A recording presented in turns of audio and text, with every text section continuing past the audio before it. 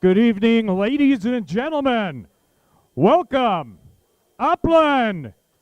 Tonight, the Chamber is proud to present State of the City, and it's great to have you here. My name is Dave Powers. I am your chairman of the board.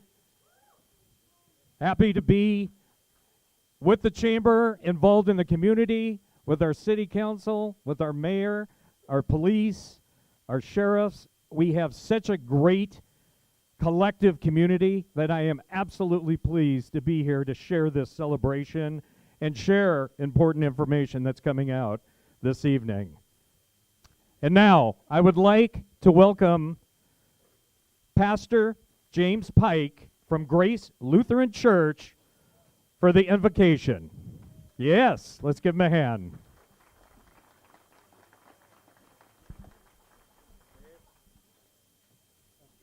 Great to have you here. This is yours. Thanks for giving the Lutherans some love, Upland. We appreciate it. Well, I was telling, I think, Steve Lambert and also the mayor, we've been praying for Upland for a long time, right? We've been praying, and some years the prayers were like, God, please, help us, please. And we think God's heard our prayers. Like, that's one of the wonderful things about being here in this city, is seeing how things are improving, how the quality of life is getting greater, how there are larger questions about including everybody in a healthy community. So we have a lot to be grateful for and a lot to be thankful for. And so I'm just so pleased to be here and to offer a prayer of thanks and blessing for the good things happening in the city of Upland. So let us pray. Almighty God, we give you thanks for hearing our prayers, for offering us your mercy and grace, for making Upland a place of gracious living, for the wisdom that you've given, for the momentum that you've generated, for the vision of having a city that's full of life and health and well-being. We give you thanks for this night of celebrating accomplishments, of looking toward the future, and we ask for your blessing and grace for the days, months, and years ahead. And we ask all these things in your name. Amen. Thank you very much. Could I ask everybody to stand, please? We are now going to have the Color Guard Pledge of Allegiance by Boy Scout Troop 614.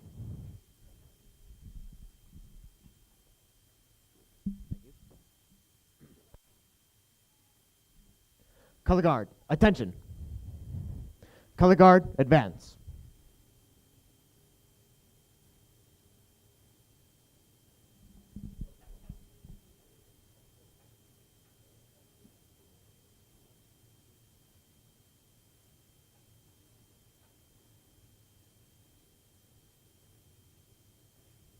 Will you please join me in the Pledge of Allegiance?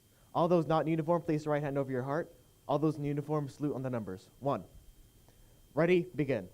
I pledge allegiance to the flag of the United States of America and to the republic for which it stands, one nation, under God, indivisible, with liberty and justice for all.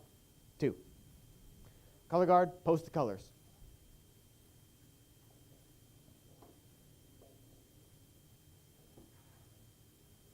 Color Guard, salute on the numbers. 1, 2. Color Guard dismissed.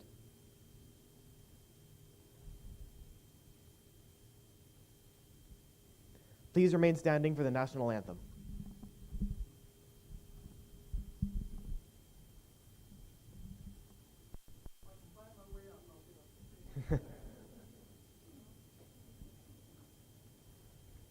Ladies and gentlemen, we have Mr. Terry Jeffers on our board of directors. I've been taking some lessons from Fergie, so let's see how this goes. Oh, say, can you see by the dawn's early light what so proudly we hailed at the twilight's last gleaming, whose broad stripes and bright stars through the perilous fight o'er the ramparts we watched were so gallantly streaming, and the rocket's red glare, the bombs bursting in air, gave proof through the night that our flag was still there. Oh, say, does that star-spangled banner yet wave o'er the land of the free and the home of the brave? I told you, lessons from Fergie. Thank you, buddy. That was fantastic. Woo! And now I'd like to introduce and bring up our Mayor, Debbie Stone, please. There you go. Thank you, Dave. If I could ask Pastor Pike to come back forward. Haha, you thought you were leaving, huh?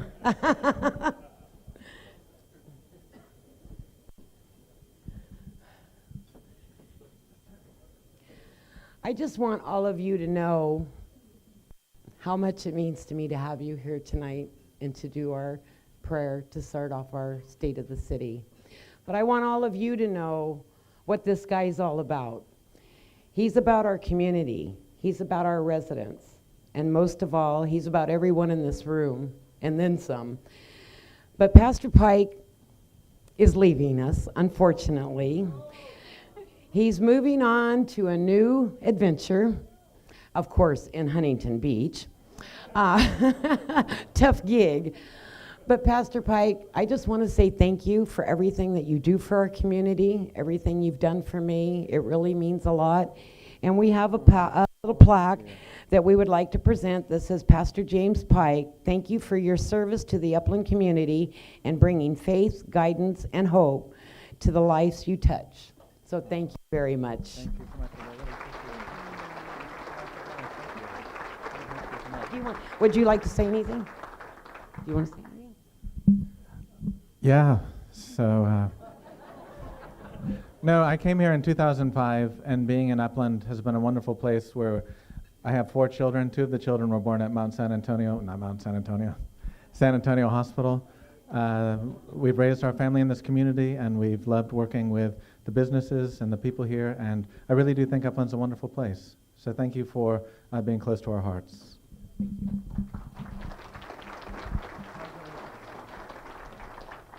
Thank you, Mayor Debbie Stone. Absolutely fantastic.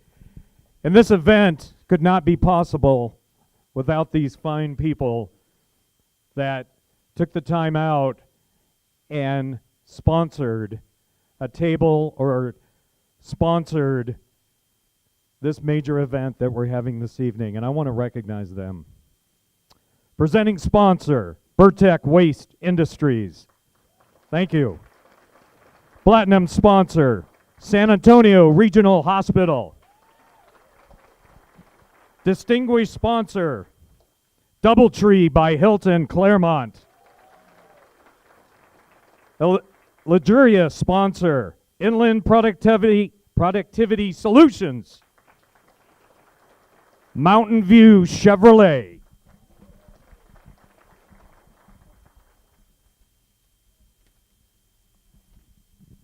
Table sponsor, Angel Care Community Services. City of Upland. City of Upland's Employee Association. Citrus Valley Association of Realtors. Diversified Pacific Communities. Massage Envy. Southern California Edison.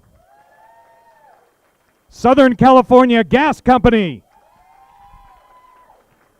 Upland Police Officers Association. Upland Unified School District.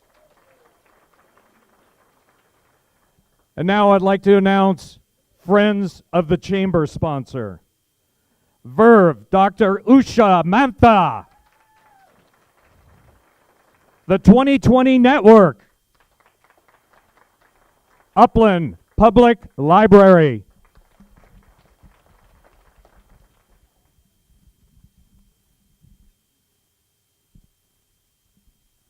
And now, I would like to invite Debbie Stone to please come back up to the podium, and she will be introducing the city staff. I'm sorry, that confused me. I apologize, my dear. I want to announce who's with us tonight. Okay? Can I start over, just like Terry did? Representative from Congresswoman Judy Chu's office, Enrique Robles. Representatives from Congressman Pete Aguilar's office, Andrea Harlan. Representative from California Senator Anthony Portantino, Marco Lundgren. Representative Assembly Member Chris Holden's office, Matt Lyons. Representative from San Bernardino County, 2nd District, Janice Rutherford, Stephanie Rose. Representatives from the San Bernardino County, 4th District, Kurt Hagman's office, Michael Miller, Peter Rogers, and Andy Castaneda. Upland Unified School District Superintendent, Dr. Nancy Kelly. Vice President of Business Development and Community Outreach of San Antonio Regional Hospital, Cathy Redman. Linda Miranda, San Bernardino County Superintendent of Schools.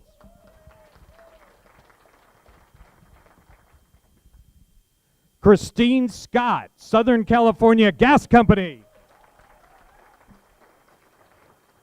Lydia Roman, Southern California Edison. Kimberly Zunica, Mark Steinorth Assembly Member, 40th District. Peter J. Rogers, Mayor of City of Chino Hills. Sean Flynn, District 31, running for Congress.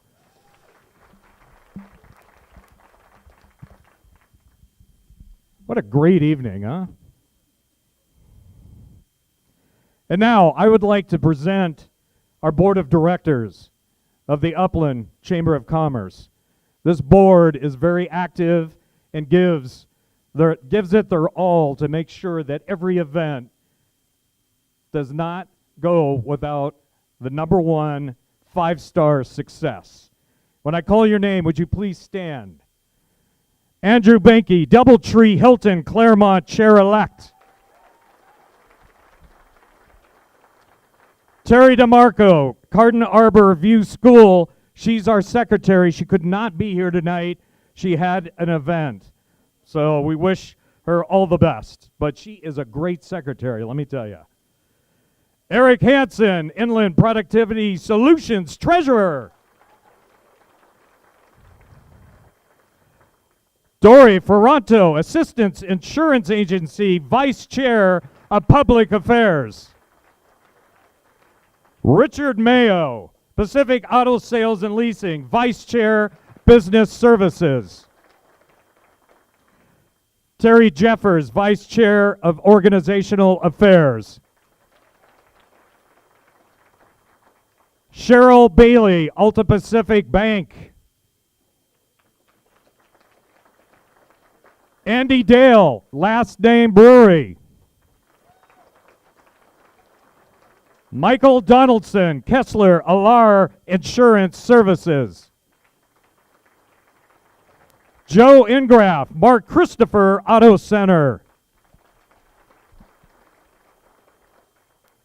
David Garthwaite, The Image Emporium. And David's making sure that our sound, our sight, our music is on task along with Eric.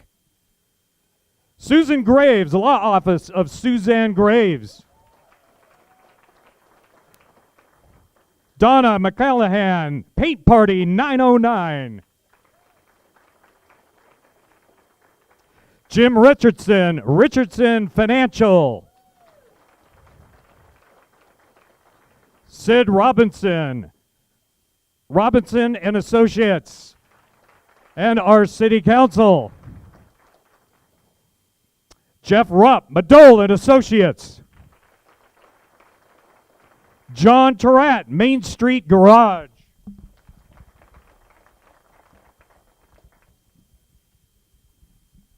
And now, I'd also like to recognize the Chamber could not put this event on or any of our events without all the heavy lifting that this group does. It's our ambassadors. If you all could stand up and be recognized, please wave. Please stand and wave. This group goes above and beyond. They are the best that SoCal has to offer. And there's one special person that I want to recognize as Ambassador of the Year. We have Don Kasnick from Mary Kay. Ambassador of the Year, congratulations. Hardworking, always available, gets the job done. Our two directors of the ambassador team, I want to recognize them because they make sure that they have the resources, they have everything they need to be successful in running the ambassadors. I have from Farmers Insurance, Michelle Bonner and Dan McGuire right at home.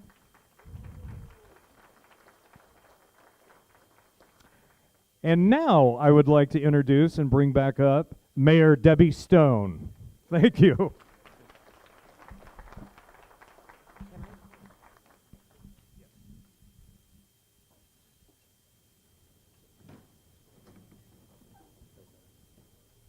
Thank you, Dave. I really appreciate it. And good evening, everyone. I'm so glad to see so many of you here. It really means a lot. At this time, I would like to introduce my council. If I could have Mayor Pro Tem Carol Tim stand. Council members Gino Felipe, Janice Elliott, and Sid Robinson.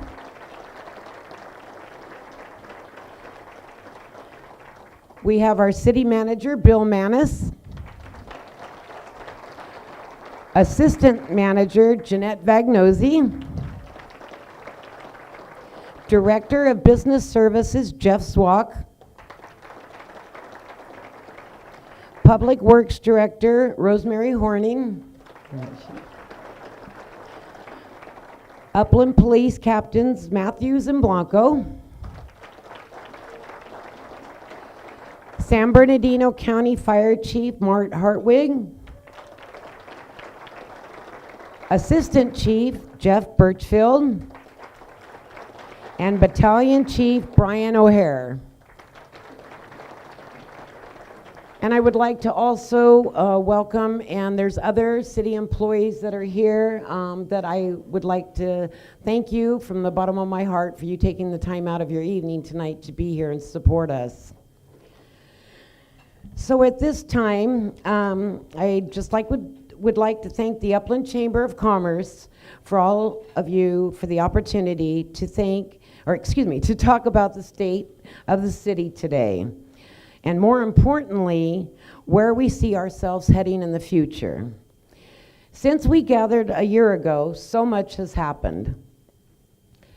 Back then, we talked about restoring Upland's pride.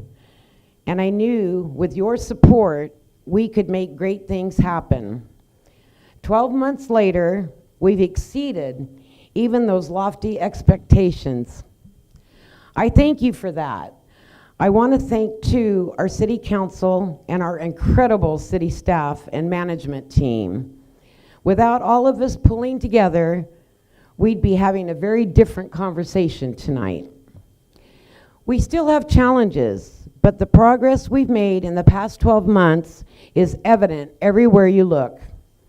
Walk up Euclid Trail or drive up one of our major streets, and you'll see how far we've come in restoring Upland pride. The trees look better than they have in years. And the repaving program we introduced last summer have made many of our roads safe and easier to navigate. We began the process of restoring of Memorial Park to its former glory. We've reduced homelessness throughout the community and have attracted major new businesses to our city. Thanks to the effort of our city staff and your support, we've been able to restore financial stability to our city government, something many felt was impossible. The annexation into county fire is saving millions of dollars a year. We've reorganized staff, implemented new energy efficiency standards in city buildings, and rented out some of our underused city assets. We've secured community development block grants to help improve our historic downtown and encourage restaurants and retailers in downtown area to hire local residents. Soon, Sycamore Hills Commercial Center will open at the 210 freeway and baseline, bringing more jobs and more retail options. With all of this happening, I'm more optimistic than I ever was about our prospects as a city. But our long-term challenges persist. Without further changes, the way we do business, our ability to continue funding essential city services is very much in doubt. As many of you know, we've considered floating a sales tax measure to try to bring in new revenues. In January, we conducted polling to determine how our residents would feel about that. The results told us this was an issue that divided our community in such a way that, as mayor, I could not support it. Even though my heart of hearts, I believe a sales tax would help us tremendously, and here are some facts why. Without new revenue, the cost of deferred maintenance will continue to compound. Today, in order to get our roads, sidewalks, and alleyways to where they need to be, we would need an additional $5 million per year. If we don't address that soon, the cost to fix things continues to increase in costs. The cost to the city of maintaining our youth sports field is $500,000 a year. Without a sales tax, we have no choice but to raise our fees and implement new ones. We can't afford, as a city, to reduce our police department staffing anymore. But without a sales tax, the cost of maintaining public safety will come at the expense of other services. Programs to the youth and the seniors, as an example. People always say the city should run more like a business. And if that were true, we can't afford to stay in business without a new revenue stream. In the coming weeks, we'll be preparing the city's budget for the next year. We're asking all of our residents, business, to learn as much as you can about the challenges moving forward. More than ever, we need your support. Thank you again for giving me this opportunity to tell our story. As mayor, I am grateful for everything you do on behalf of the city. So thank you very much.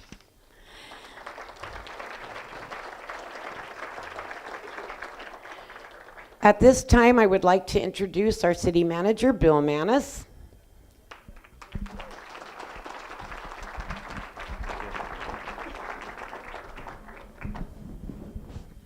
Okay, thank you, Mayor Stone.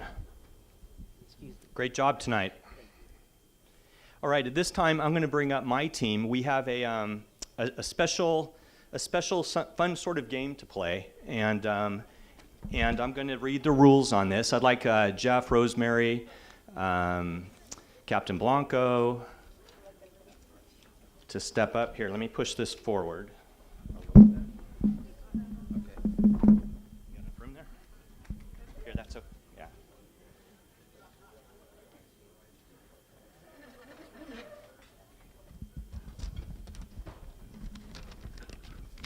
So we thought it would be a fun idea tonight to talk about our various achievements that we've had over the course of the last year in the form of a game show, so, which should be fun. So tonight's presentation is actually Jeopardy, Upland Jeopardy.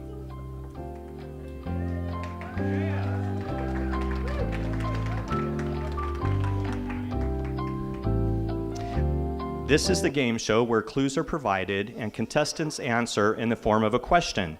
For example, if the clue was, this sister city is located in Australia, the correct answer would be, what is Mildura? That's correct. Contestants will be chosen at random by table number. When a table number is called, anyone at the table may answer, but please select one person from your table to answer the clue. So don't everybody yell out. And at this time, I'd like to invite Mayor Pro Tem Tim up to help us with the selection of the tables that we draw. And you know what, Carol, you might want to come over that side. This one's, watch your step with all the wires. If the contestant does not answer correctly, the first person from another table to raise their hand will be allowed to steal. If multiple people raise their hand at the same time, the mayor will select the contestant and the mayor has the final decision. So lastly, Debbie dollars will be awarded, and we should have Debbie dollars going right there is a Debbie dollar. So Cliff has the stash of Debbie dollars, and the table that answers correctly will get Debbie dollars. The table with the most Debbie dollars at the end of the game will win a special prize, and it's parked out front.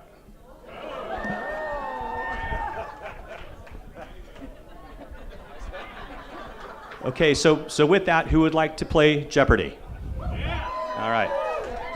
So our categories this evening are developing stories, money matters, potpourri, protect and serve, and keep it flowing. And right quick, I'm going to set these up.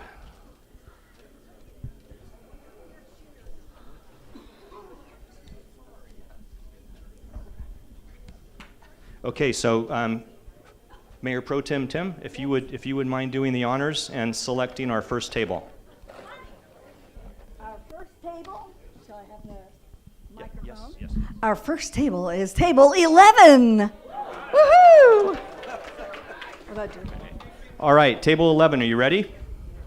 Would you select, no, it goes back in the bucket. They get to try again.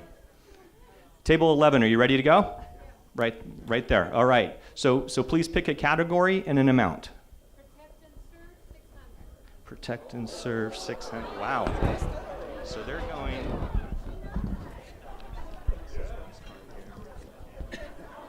Okay.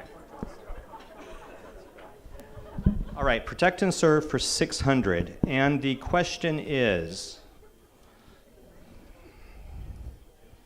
the police department spearheaded the charge. Wait. Oh, I'm sorry.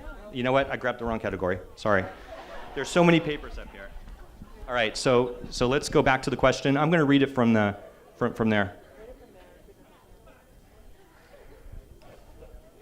Hold on. We've got so many categories up here. Okay, got it. All right, the library construction project included enclosures of the west. So, Jeanette, I need Jeanette up here.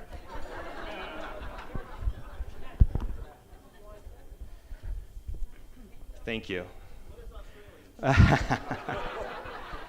Oh yeah, this was the first one I was saying. All right, the police department spearheaded the charge to clean up this park. Table 11. Table 11. And the correct answer is, what is Memorial Park improvements? So with that, Captain Blanco will highlight. So thank you. So yeah.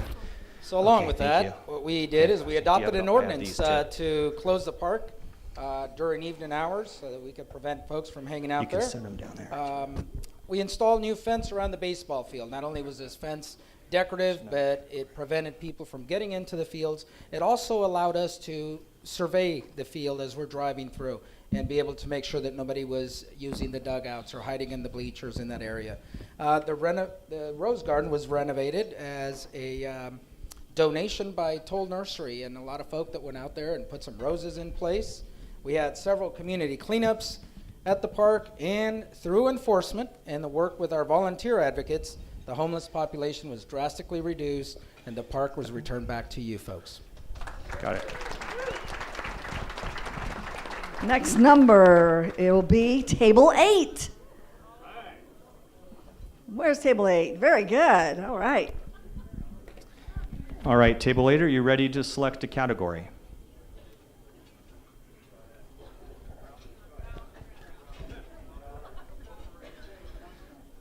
I'm sorry, I couldn't hear. Money matters. Okay, do you have a dollar amount? Money matters. 800. Money matters, $800. Okay. All right, so here we go. Oh, so you know what? We already pushed the 200 button, so we're going to go with that one. No, that's all right. Put that back. In the last 3 fiscal years, this has grown from just barely 10% to 17.5%.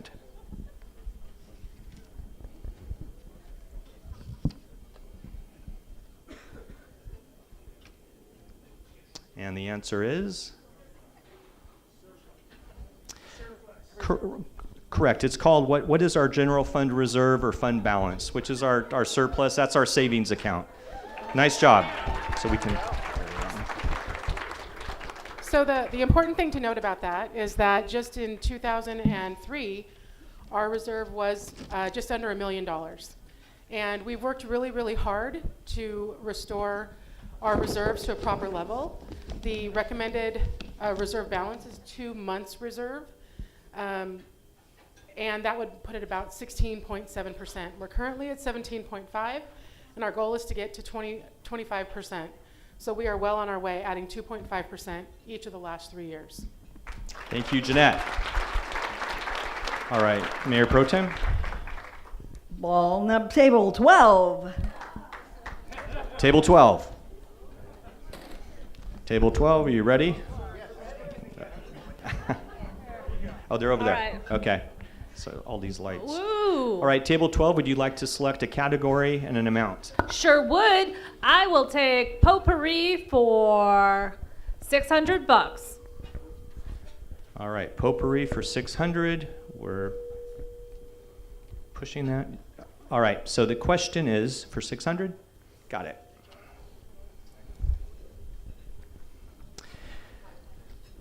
The police department spearheaded, no, that's the one. Oh, it's on there. Okay, good. It's so much easier on the screen here. Specialized and regionalized services was one benefit of seeking the services of this agency. I'd like to turn the mic over. No, this is me. What is the San Bernardino County Fire Department? That is correct. Nice job. I'm not sure how the fire department got put in potpourri, but I think it's our police friends that probably were up to that. I thought we were protect and serve as well. Okay. So a little example about the regional service delivery that the county fire department provides. We've added a brush engine into Upland City at Station 163. We've also added an OES engine, which is an engine that's issued from the state. So when the big fires happen in our foothills or what we saw in Santa Barbara County, those engines are dispatched to those areas. Some of the other things you'll see as well, if you go to Station 161 right now, the tiller truck for Upland is actually in the shop for some repairs. So what we're able to provide is a truck from Fontana that allows you to have continued ladder truck services. And then the other things we have are hazmat response and urban search and rescue response. It's part of a first alarm now that gets dispatched initially if one of those incidents occurs, where prior to that, Upland would have had to make the request to another agency, so there was a delay in response. So those are some examples of our regional service delivery. Table 10. Table 10, are you ready? Please select a category and an amount.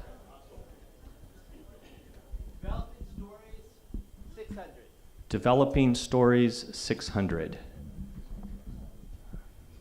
All right, it's coming up. All right, here we go. 2 new retail businesses, transit-oriented development, and 172 new housing units. What is new businesses coming into Old Town Upland? That's very close. That's it. Historic downtown Upland.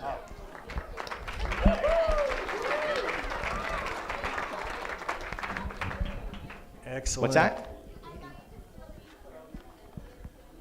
Well, no, they actually got it right. They got it right. They correctly answered that. What is historic downtown Upland? All right? So downtown Upland is definitely trending up, and we don't cheat during this game whatsoever. In downtown, we have 61 apartment units that are going in at Euclid and 8th Street. We have 111 units going in on A Street and 6th. And this is in addition to the 209 for-sale units that have sold out at Sultana and 8th Street. In addition to that, the city uses federal funding as much as possible. We've helped 2 businesses open up. One is the Rescue Brewery that we provided federal funding for. The other one is Sweet Obsession Cheesecake that'll be going into the Depot building.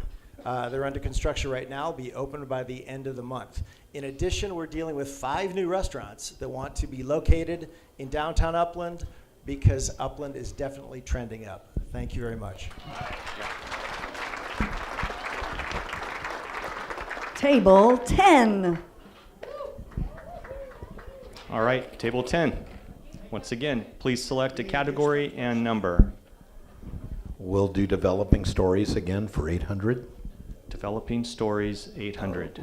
All right, and the answer is, this program provides $30,000 facelifts in historic downtown Upland. I don't know the actual name of it, but what is the grant program that is, I think, state, that is funding facelifts in historic downtown Upland? I'm going to see if we might get a steal on this one. Would table like to steal? So whose hand did we see? Okay, I'm going to go back to table number right there. That's 20. Table 20.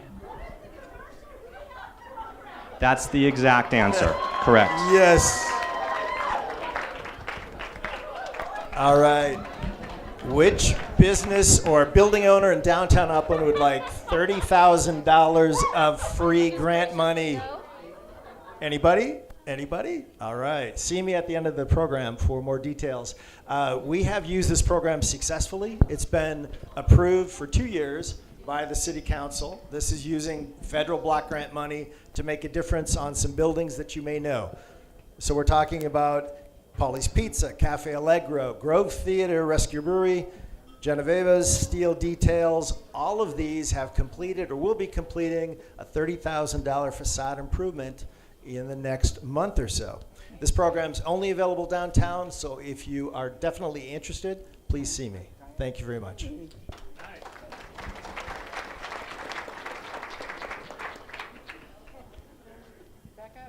Table 6. All right, table 6, are you ready?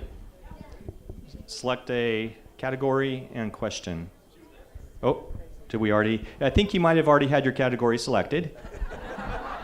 So we're going to ask you to avoid permanent brain damage or death. Every second matters when responding to this type of call for service.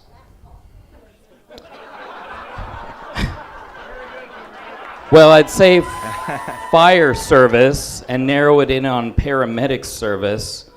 I don't know if I need to be more specific for that, but a call for, 911, I passed out and can't breathe. We're going to take a steal, and I saw a hand go up on table, table 10 I saw. What is a heart attack?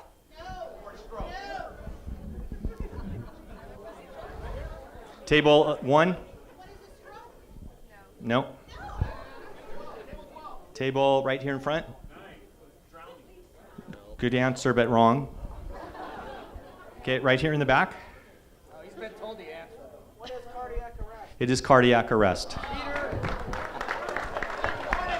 What is the value of that question? That one's 800. 800. Okay, so this wasn't a bar call, but a little different. All right, hold on. So earlier this year, after the transition, County Fire was dispatched to a cardiac arrest patient. It was the north end of Upland. And what happened is Station 12 up in the San Antonio Heights area was actually the closest unit. So because they were the closest unit, they were able to render care to this victim, and they continued CPR all the way to the hospital. And that patient, as a result of the efforts that the fire department did with the paramedics and the ALS equipment that we have, that person made a full recovery back home, which is not a very common occurrence. So we're proud of that. Thank you, Jeff. Table 10. Again.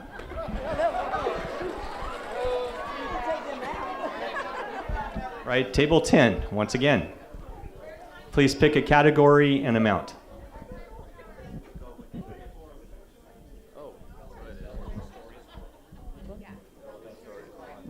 Developing stories, 400. Developing stories, 400. This new retail expansion may offer everything from a fusion to a Bentayga to go with your double-double.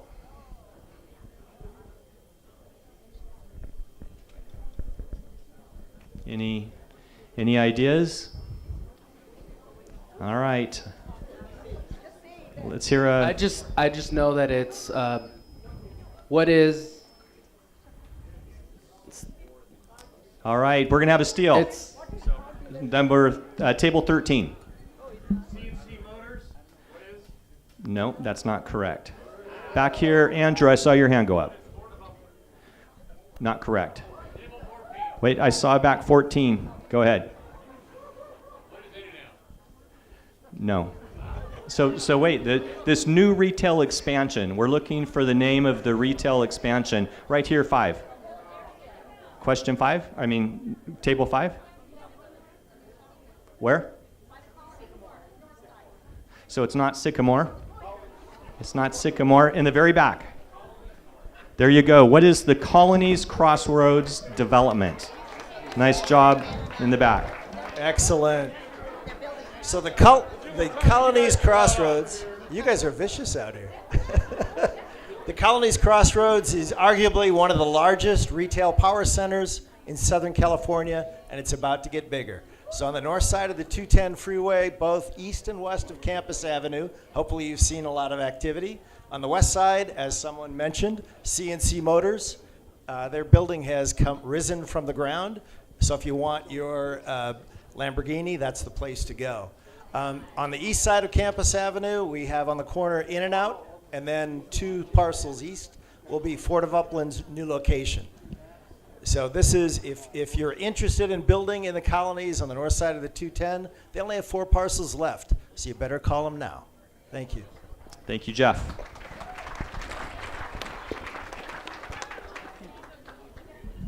Table 3. All right, table 3, category and amount.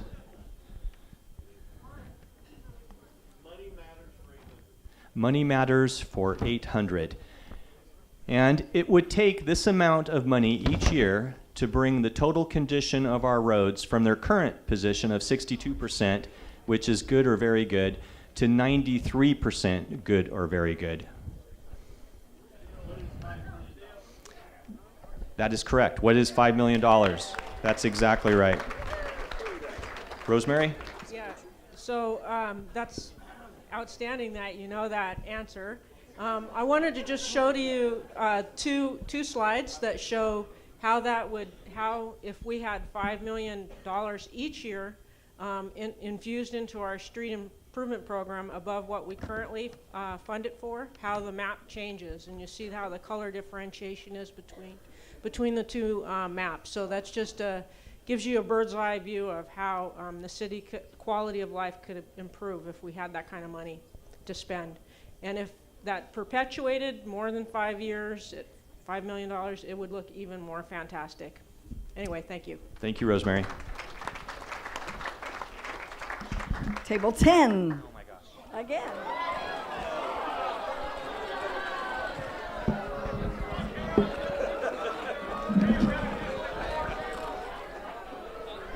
Table 10, you're getting another chance. Category and amount. Category? Developing stories for 200. Developing stories for 200. This new retail center will feature CVS, Mod Pizza, Starbucks, and the first Inland Empire location for a specialty retailer. What is Sycamore? That is correct. What is Sycamore Hills Shopping Center? Excellent.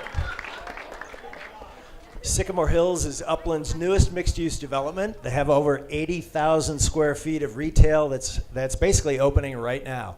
Hopefully you've driven through the Starbucks, but the biggest claim to fame is the Inland Empire's first Whole Foods 365 that will have their grand opening on May 30th. So get your shopping carts ready. In addition, some of the other new tenants that are going into that center include Mod Pizza, Whopper Grill, Corky's, Jersey Mike's, Orange Theory Fitness, to name a few.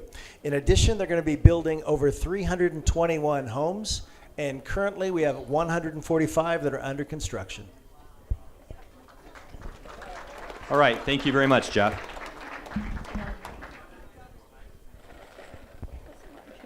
Okay. 7.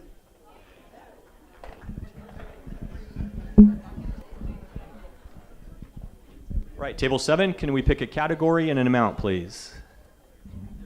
Table 7. We're going to do potpourri for 400, please. Potpourri for 400. In the 2018 and 2017 point-in-time count conducted by the County of San Bernardino, Upland homeless population reduced by these percentages respectively.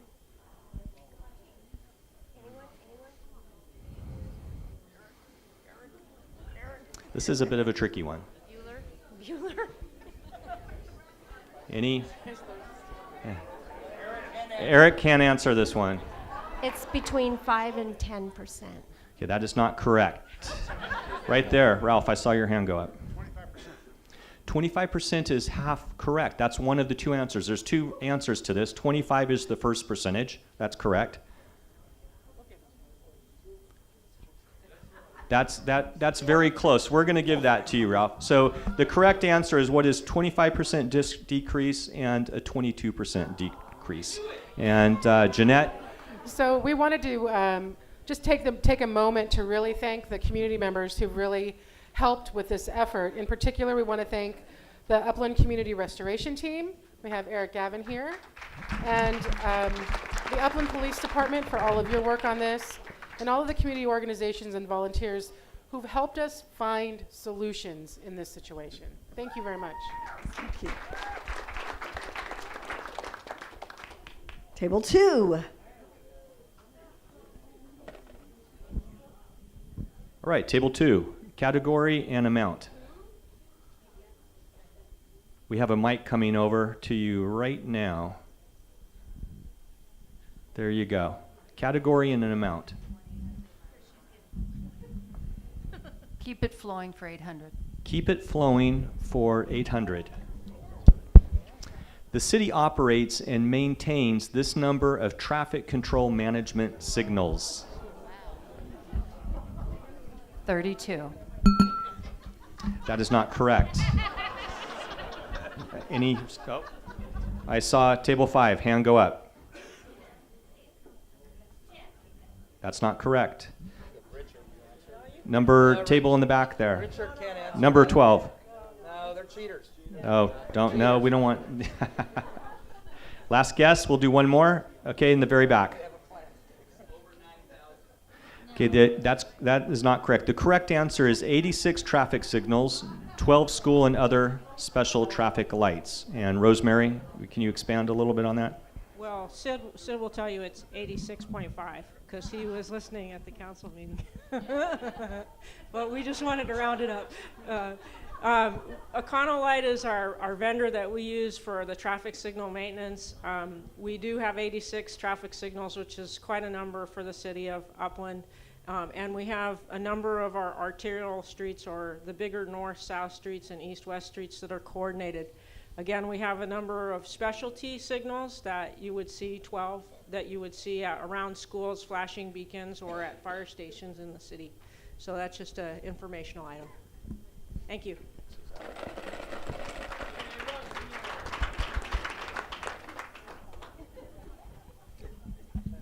Oh, number 8. All right, table 8. Category and question, or category and amount. Table 8. Ready. Protect and serve for 800. Protect and serve for 800. This $1 million project impacts every employee of the police department and 4 information technology staff.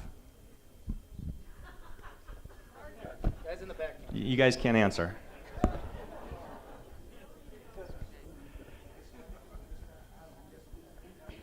Any guesses?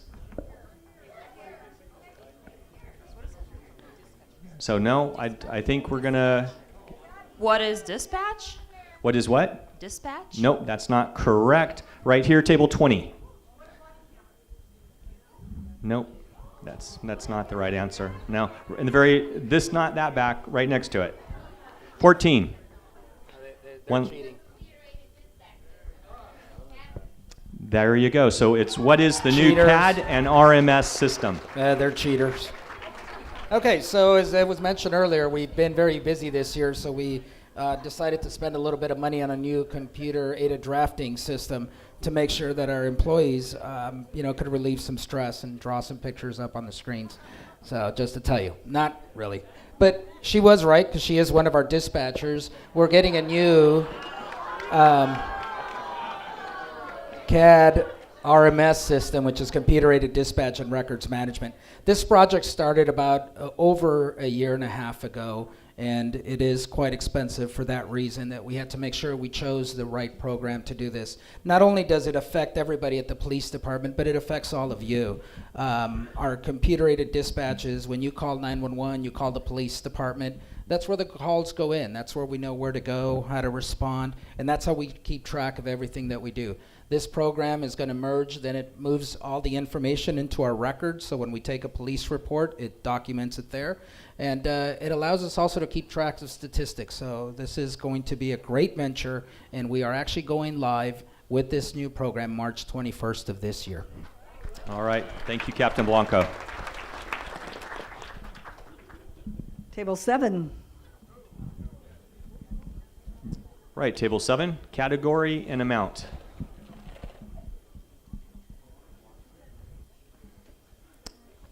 Here we go. The mic is at your table. Category and amount, please.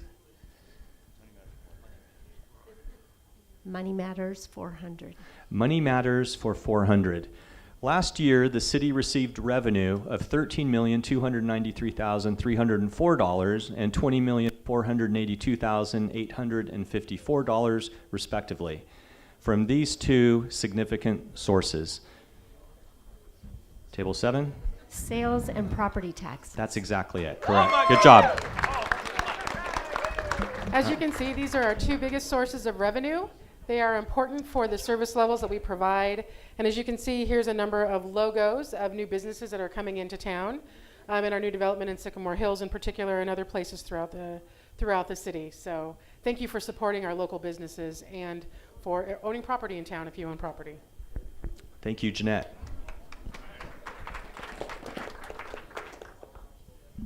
Table 2. All right, table 2, mic's on its way. Category and amount.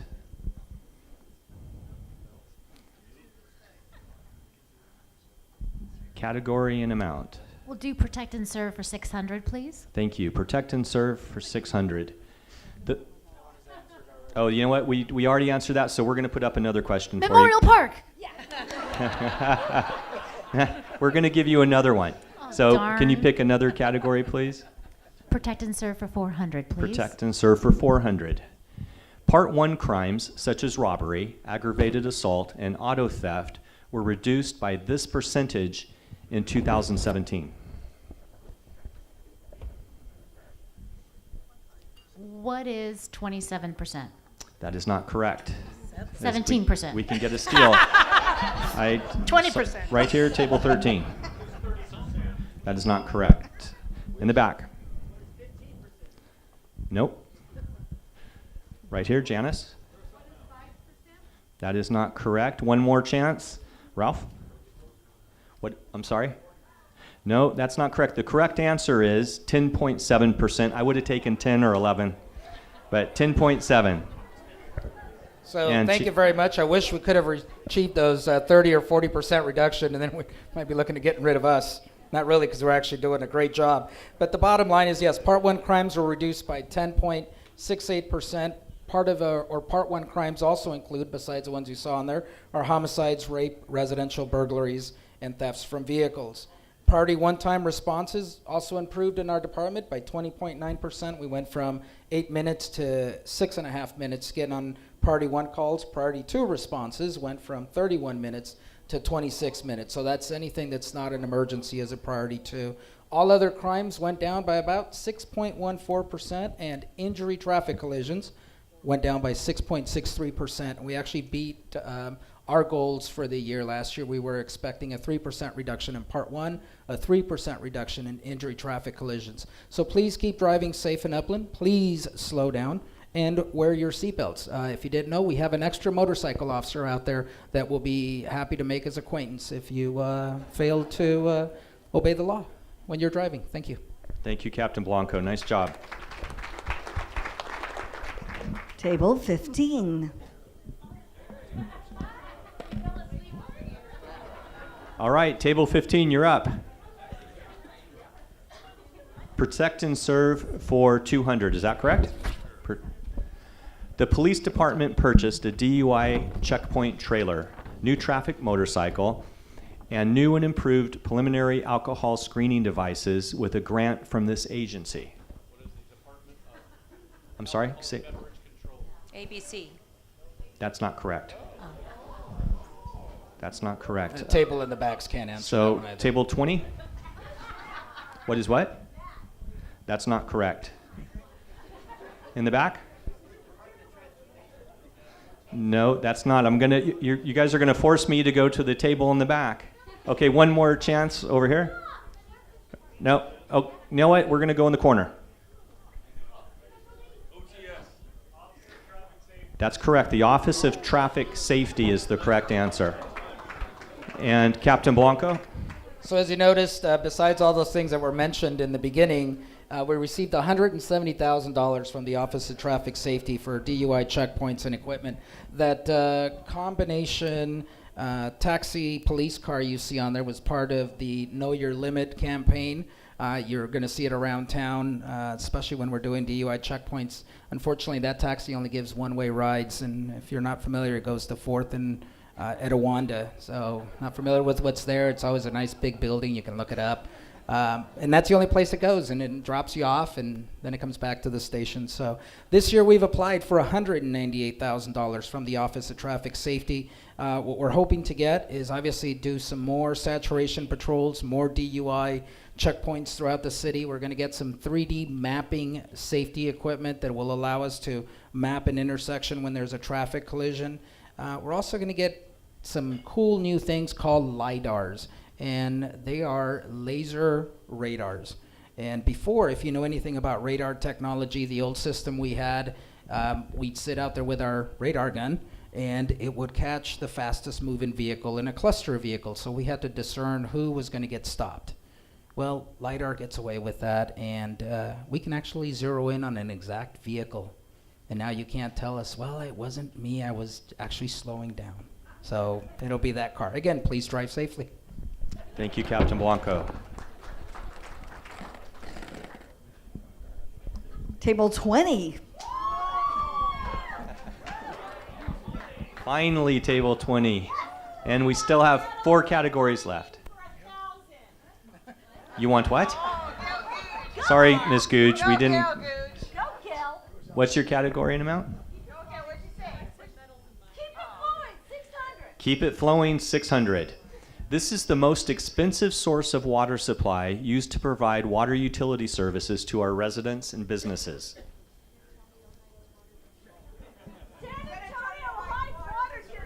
That's not correct. Right here, table 17. That is correct. It's the Metropolitan Water District. Rosemary? Yeah, MWD is our most important or most expensive, and it's a very important water supply source for the city of Upland. We get, especially during these dry times, approximately 30% of our water supply from Metropolitan Water District. But it also, the slide shows you some of the other sources and what the cost per acre feet to purchase that water is. It's not necessarily to pump it or deliver it, but just the cost of raw water. So it's kind of an interesting slide. Thank you, Rosemary.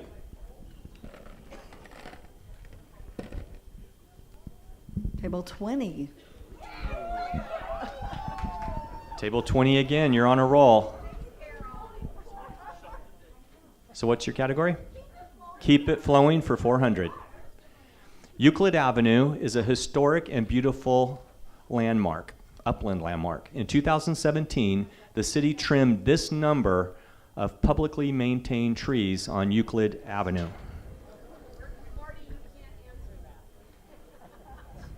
That's right, Marty cannot answer this one.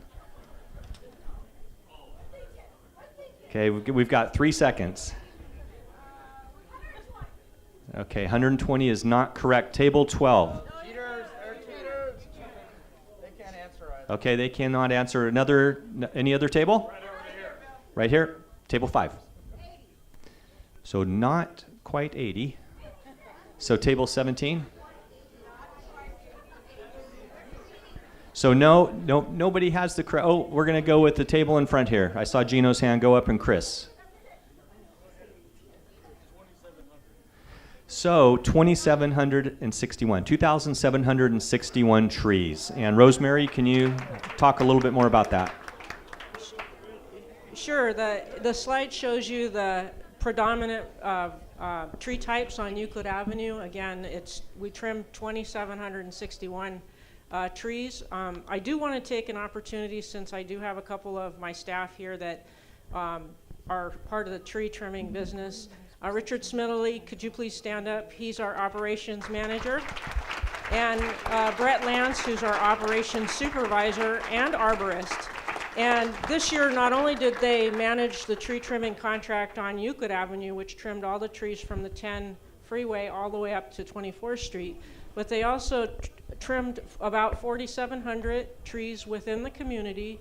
We removed about 900 dead trees around the city, and we replanted approximately 300 trees as well with new trees. So really appreciate the staff's work effort at these tree improvements.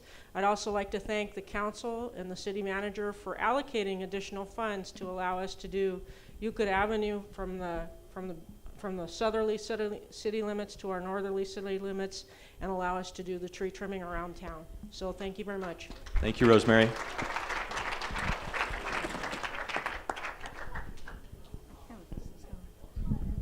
2. Table 2. Can't fire me. All right, and in the one category, Money Matters for 600, looks like it's not lit up, but it is. That's a category you can select. Money Matters for 600 is available. Category. Money Matters for 600. Well, perfect. That worked out perfectly. The library construction projects included enclosure of the west patio for the children's reading room and the enclosure of the east patio for the Friends of the Library bookstore. The cost to the city for these two projects was this amount.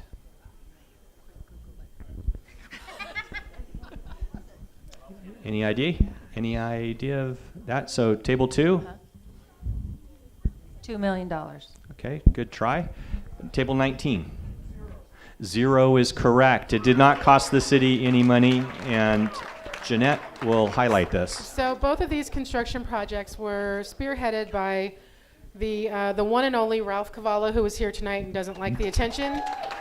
But we're talking about enclosing 2,250 square feet for the children's reading room. As you can see, a before and after picture there. It is a lovely space. And the children's reading room, our family story time went from 20 participants to 60 participants since we've created this space for them. It's really fabulous. The other side is in progress right now. We accept donations. We're moving the bookseller, which is run by the Friends of the Upland Library, into this space of 1,250 square feet. When it's done, we're still looking to raise the last bit of money for that. But the Friends of the Upland Library also use every penny that they make from selling these used books for children's programming and other needs at the library. So every cent they make goes right back into the library. It's a fabulous, fabulous project. And we can't thank Ralph Cavallo and our fabulous library staff that are here tonight. Yuri, our librarian. We also have another librarian here with her. So thank you for all of your work in the library and making it a great space and providing great programs for our community. Thank you, Jeanette. Only 2 more categories left. This is your last chance to make a run. Table 4. All right, table 4. Category and amount. You have 2 choices. Potpourri. All right, potpourri for 200. A grant from the Emma Zinn Foundation provided funding to purchase special medical equipment for each engine company to better serve this target demographic. Seniors. That's not correct. Any ideas? Any other guesses? Right here, Dory? That is not correct. In the back, what are pets? Jeff? So we're very thankful from the Emma Zinn Foundation for donating this grant. We're able to place this equipment into every fire engine. We've identified that people's pets are family members too, and those family members are part of our community. So we're here to provide some assistance to them if there's a need. We were able to have the help from the police department, thanks to them and their animal control officers. They came out and provided the training for us. And you could see we had a live mannequin that we were able to actually work from. When we do actual EMS training on people, we do it on mannequins mostly. So this was a very cooperative mannequin that we were able to do some training with. So the guys and gals had a good time, and we'll be able to provide some assistance for our pets in the future. Oh, Mark, yeah. So thank you for that. And again, our folks, just want to add one comment. This is for fires only. So if your dog or cat has difficulty breathing, please don't call 911, okay? Sorry, we can't help you with that. This is for fires only. Thank you for that clarification. All right, last category. Table 1. All right, table 1, you're on for the last one to close this out. Here we go. These streets have this in common. Euclid Avenue, Baseline Road, Foothill Boulevard. In the downtown, 2nd Street from A Street to C Street, and 9th Street from 1st Street to 3rd Avenue. We're conferring. Hold on.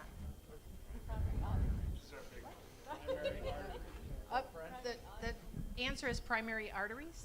That's not correct. Right here. That's not correct. In the back, Eric.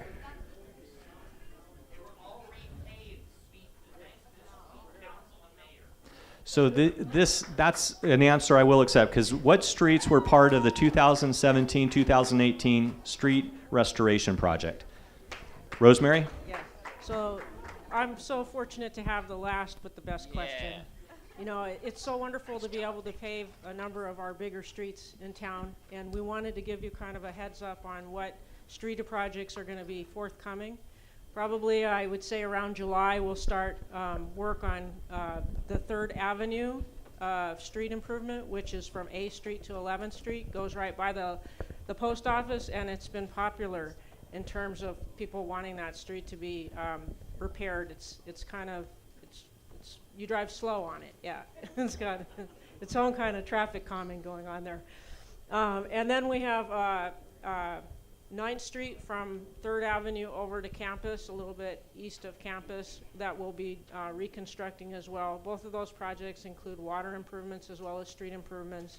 And then this is going to be our first year that we'll be doing alley improvements around the city that we haven't done since, I think, I don't know when the last time was that we did alley improvements around town. We have 10 miles of alleys that'll be receive a maintenance treatment, which is a crack seal and slurry seal. And then we have a number of, a few alleys down in the south of Foothill and kind of in the almost the downtown area that will be reconstructed as part of that program. We'll be also doing some slurry sealing, a maintenance treatment up in the Colonies, basically from Tanglewood and Colonies Parkway westerly, to make sure that the streets within that neighborhood stay, their life expectancy stays in good condition. So I don't know if I caught them all, and I think there's one in Linda Way, a small cul-de-sac, which is adjacent to some multifamily housing that needs to be repaired. It's in really bad condition. Yeah, and some bike path. And then the bike trail. We anticipate doing a slurry seal and striping project from the eastern city limits to the western city limits on the bike trail.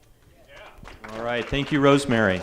All right, this is it. We're going to have a winner. Who has the most Debbie dollars at their table? Can I see a show of hands? So let's hear. In the back, right at table 10, how many Debbie dollars? You have 80?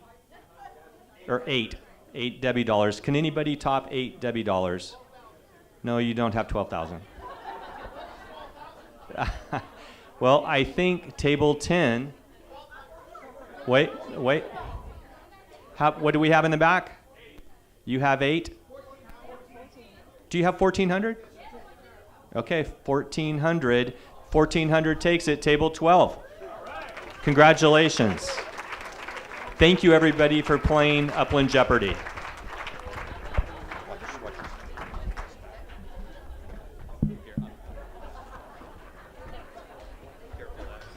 That's a 2-part table. Yeah, be careful, watch your step. You got it?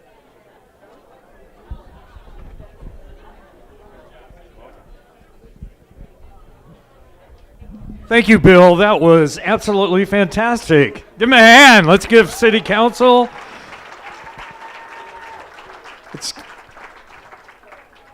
That was fantastic. All right.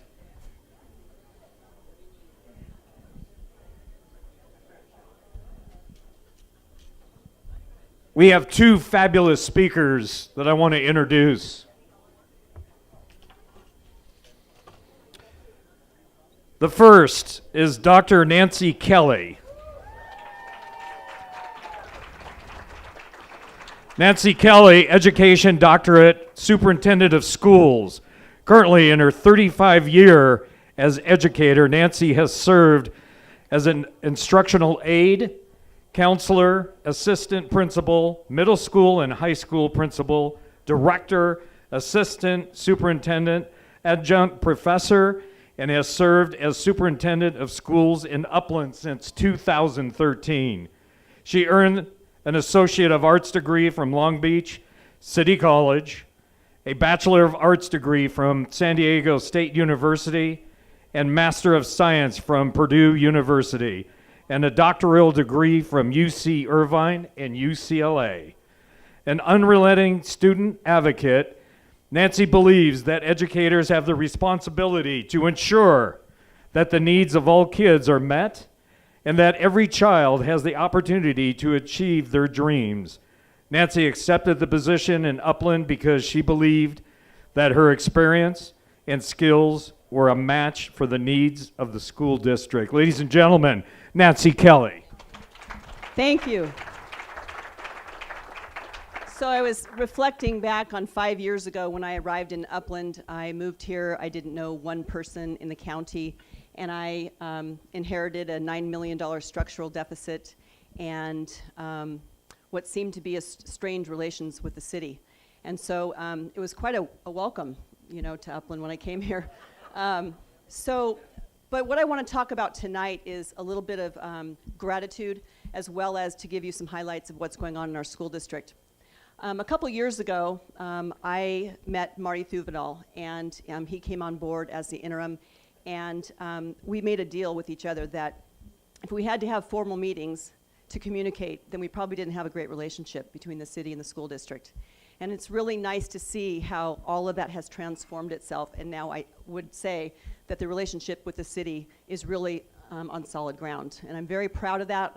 Thank you, Marty, for your support, collaboration, your great communication. I really appreciate it. I also can't imagine what it would be like to be the superintendent with everything going on in the world and in society right now without having a really strong relationship with the police department. I cannot express enough how nervous I am almost on a daily basis when you're reading about the horrors of the things that are going on.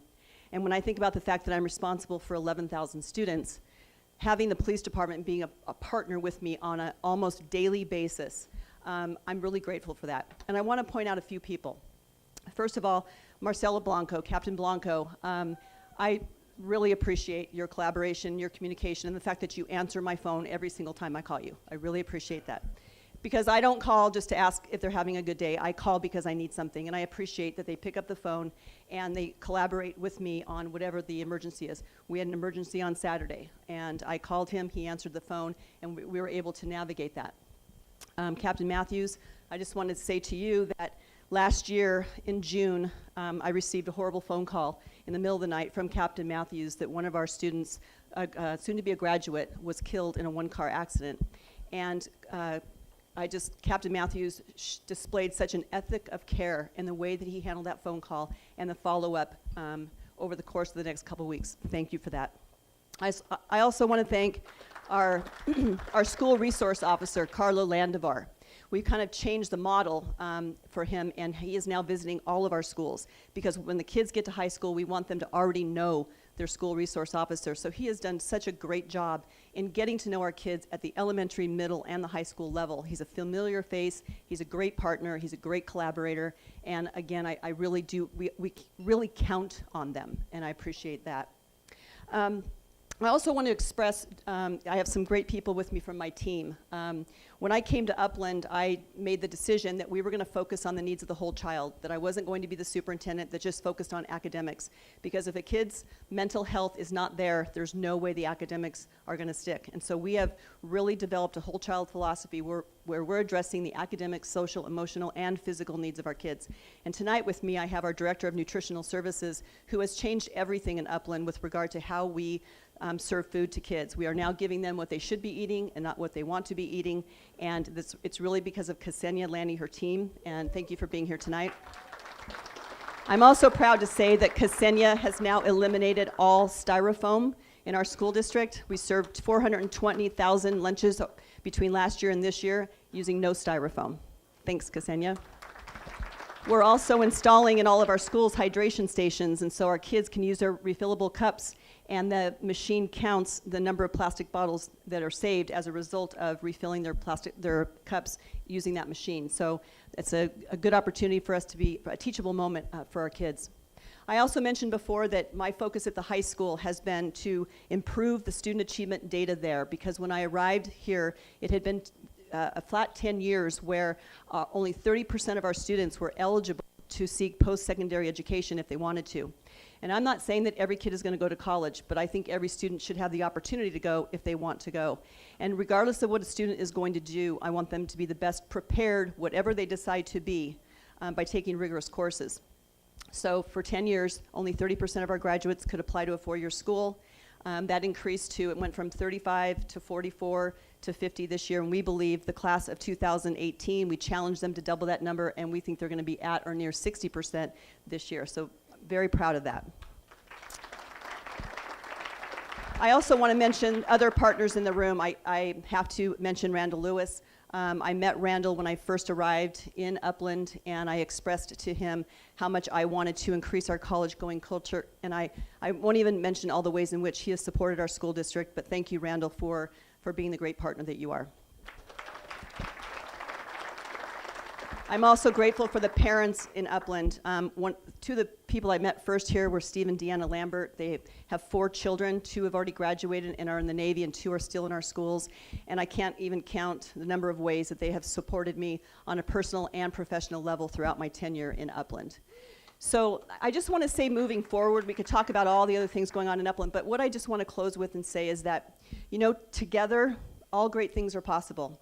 We sat down, the hospital, the school district, and the city sat down 5 years ago, and we expressed that why should we be operating in isolation? We should be pooling our resources on behalf of the community that we serve. And from that day until today, I think it's been transformational in the ways in which we have partnered. I'm so grateful for the hospital and the partnership that we have for our students, where our Health Career Pathways kids get amazing opportunities to have access to the hospital. And I want to thank you for that. And I really believe, honestly, that if all of us together really committed to being partners with each other, everything's going to get better. Now more than ever before, our kids need good role models as to how to handle conflict mediation, how to resolve issues. And I really believe that social media, although it can be a powerful resource for us in terms of identifying issues, it can also be a detriment to us. So I really hope that you will be reading about and thinking of ways that we can manage and monitor the students, our kids' connection in social media, because we have seen the many ways in which it can be negative. And I thank you for having me here tonight. I always enjoy speaking at this event and all the events actually in Upland. And I really appreciate the opportunity to be here and also to serve as a superintendent in Upland. Thank you so much.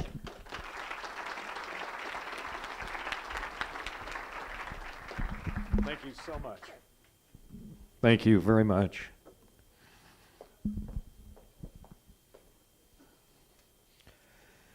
And now, excuse me, I'd like to introduce Cathy Redman, Vice President of Business Development and Community Outreach of San Antonio Regional Hospital.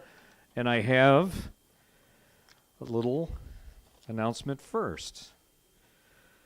Cathy has extensive management experience in the nonprofit hospital environment. Her responsibilities have included strategic planning, business development, marketing and communications, physician development, and community benefits. She has worked for San Antonio Regional Hospital in Upland since 1986. She has had the opportunity to increase her management responsibilities during her tenure and has served as a member of the hospital's executive management team since 2012. In addition to her business development, marketing, and community outreach responsibilities, Cathy helped to launch the Lewis San Antonio Healthy Communities Institute in 2016. Prior to arriving at San Antonio, Cathy held administrative support positions at an HCA Hospital Corporation of America, managed hospitals outside Washington, D.C., and at the major hospital system in Denver, Colorado. She holds a Bachelor of Science degree in business from the University of Redlands. Ladies and gentlemen, Cathy Redman.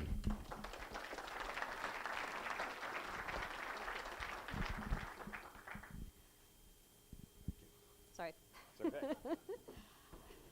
Well, thank you so much, and I'm so happy to be here this evening. Harris Koenig, our president and CEO, wanted to be here, but unfortunately, we have a board of trustees meeting this evening that took his attention.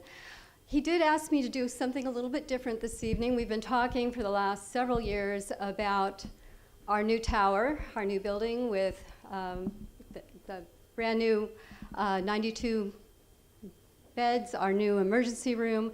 But we're going to talk about something a little bit different this evening.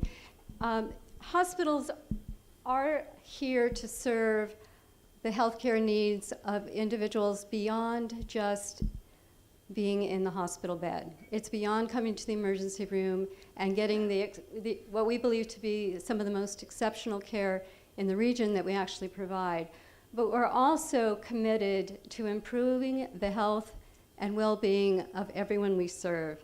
And our larger vision is actually to become a leader in creating healthy futures through excellence and compassion. And our Board of Trustees recently adopted these as our new mission and vision. And what we've done is really develop some pretty exciting programs out in the community.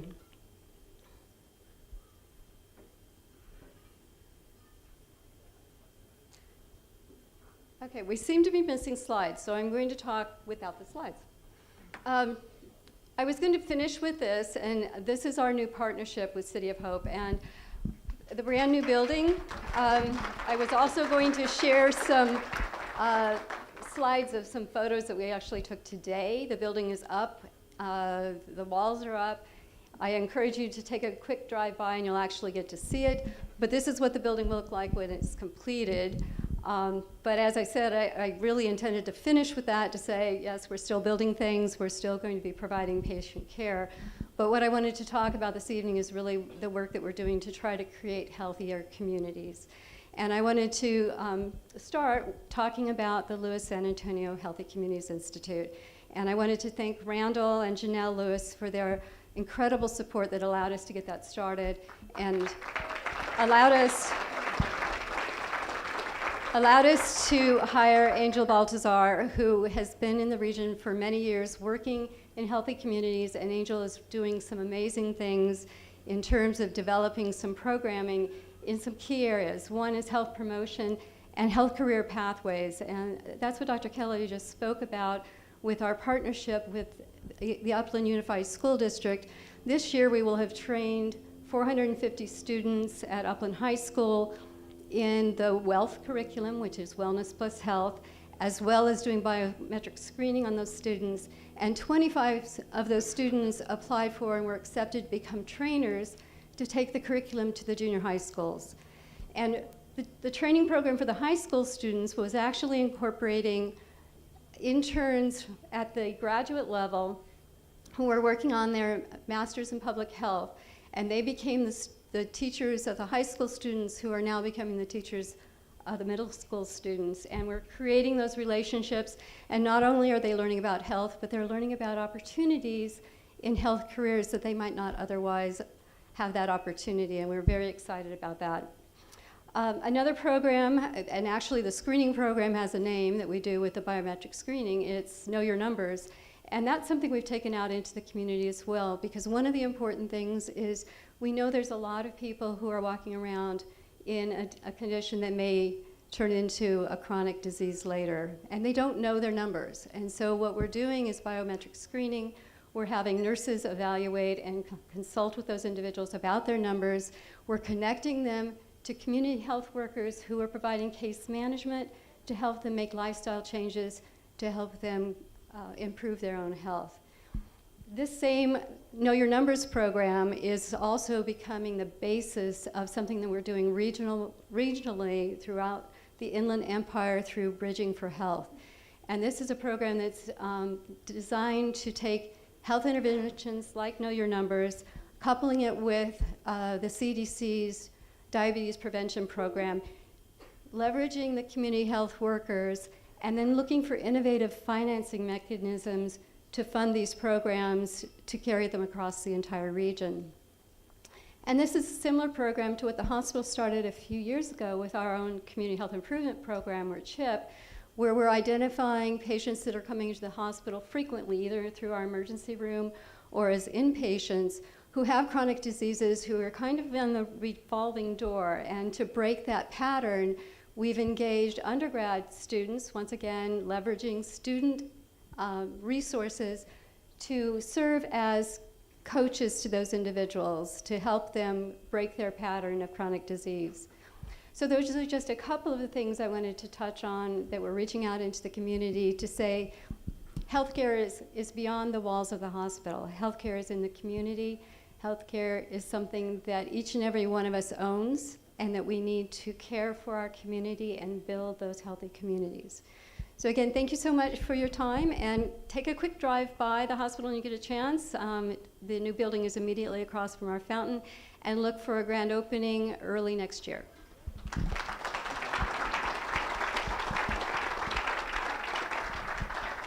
Thank you so much.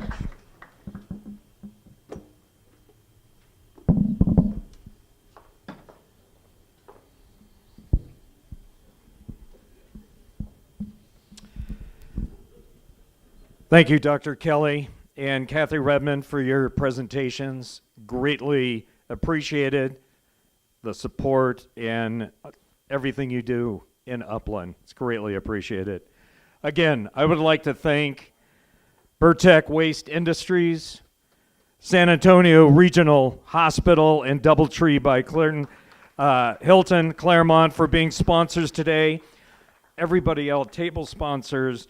Thank you to our ambassador team tonight for assisting with the chamber staff with tonight's event. I just wanted to say, excuse me, I want to thank you for giving me the opportunity to volunteer and have this role as your chairman of the Upland Chamber of Commerce. I find this city very special, not like other cities. I feel close to the businesses, to the people, to the elected officials. I mean, we're really down to earth, and we're very humbled about the relationship that we have together. And I'm going to hand the baton off in June, and it seems like it's gone by like that. I took the chairman of the board in July, and I just very quickly just wanted to say thank you. I appreciate you giving me this role, and I'll cherish it for the rest of my life.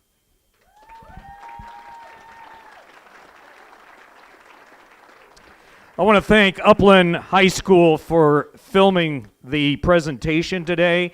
This will be on Channel 3, so as you're in your bed having your coffee or take a look. It'll be very, very fun. I'd like, the theme this year when I took the chairman role is Gatsby, and that's what we celebrated. And there's a toast that I do after our first Friday breakfast, luncheon, and whatever you have in front of you, if you could please raise your glass and have a toast with me. Please be successful, be true to life, and have self-respect, old sport. Yeah, cheers. And now,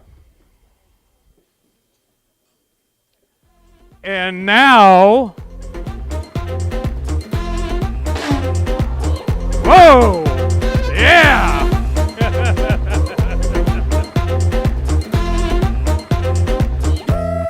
Fireball. I came, I conquered, or should I say I conquered, I came. This little chico on fire, he no lie. Well, y'all slipping, he's running the game. Now, big ladies and gentlemen, if we could have our dignitaries and our board of directors please come up and let's take a photograph with everybody here tonight. I think it would be fantastic. Let's put it on social media. This has been a great time. Ladies and gentlemen, go out, be safe, have a great evening. Thank you for being here. But before you leave, please come up and let's take a picture.